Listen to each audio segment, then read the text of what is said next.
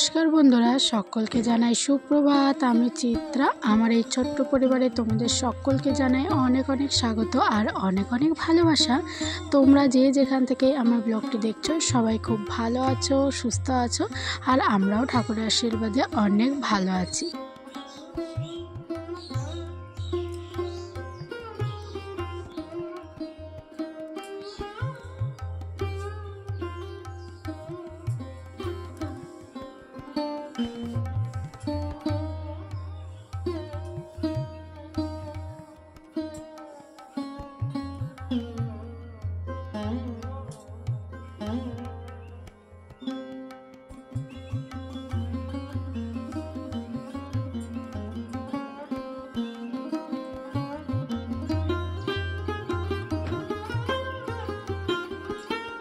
আর আজকে ছিল চৈত্র মাসের শেষ দিন, মানে আজকে ছিল সংক্রান্তি। আর আজকের দিনে কিন্তু অনেকেরই নিয়ম থাকে যে ভাইদের ছাতু খাওয়ানো।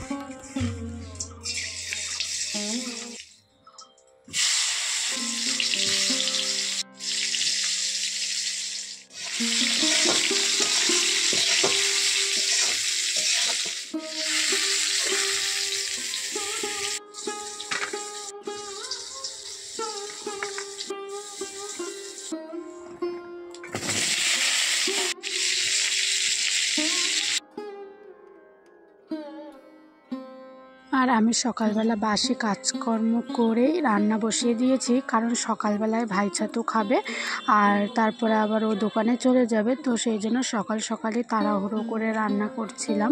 আর মোটামুটি অনেক কিছুই রান্না হয়ে গেছে। আর এখন আমি আলু পটল দিয়ে সয়াবিনের তরকারি রান্না করছি। আর আজকে যা যা রান্না করব সবগুলোই থাকবে নিরামিষ, কারণ আজকে সংক্রান্তি, তার ওপরে আজকে হচ্ছে চড়ক পুজো আছে। আর আমাদের গ্রামে যেহেতু চড়ক পুজো করে, সেই জন্য আমরা কিন্তু লাস্টের দুদিন নিরামিষ খাই।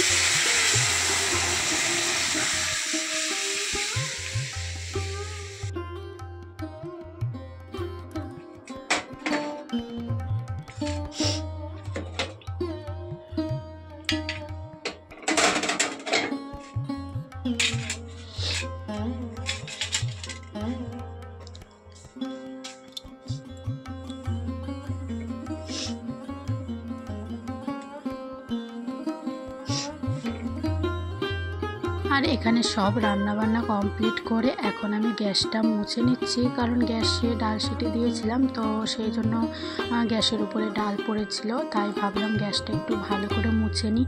আর সমস্ত কিছু রেডি, এখন কিন্তু ভাই ছাতুর আয়োজন শুরু হবে। আর এই যে দেখো, এখানে কিন্তু সমস্তটা রেডি করে নিয়েছি। আর এখানে এই যে বসে গেছে ভাই ছাতু খাওয়ার জন্য, আর পাশে প্রাপ্তিও বসেছে, ওরও খুব খেতে ইচ্ছে করছিল, তো দুজনে মিলেই খাচ্ছে। সব রকমের রান্না, ভাত, ডাল, সব সবজি, সব কিছু একদম সাজিয়ে গুছিয়ে আজকে খাওয়ানো হয়েছে। তো যাই হোক, খুবই ভালো লাগে এরকম একটা দিন যখন স্পেশাল করে কাউকে ফিল করানো হয়, তাহলে আরও বেশি ভালো লাগে। তো যাই হোক, তারপর খাওয়া দাওয়া করে বিকেলবেলা আমরা চলে এসেছি চড়ক মেলা দেখতে। আর এই যে চড়ক গাছ ঘোরানো হচ্ছে।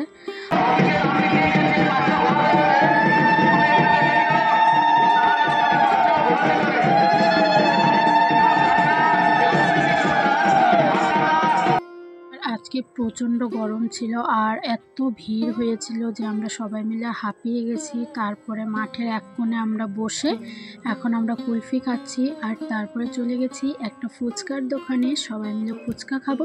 আর মেলায় এসে ফুচকা না খেলে একদমই ভালো লাগে না, যেটা সত্যি কথা। তো তারপরে চলে এসেছি আর একটা দোকানে ঘুগনি খেতে। আর আজকের ব্লগটি এই পর্যন্ত। টাটা বন্ধুরা, শুভরাত্রি।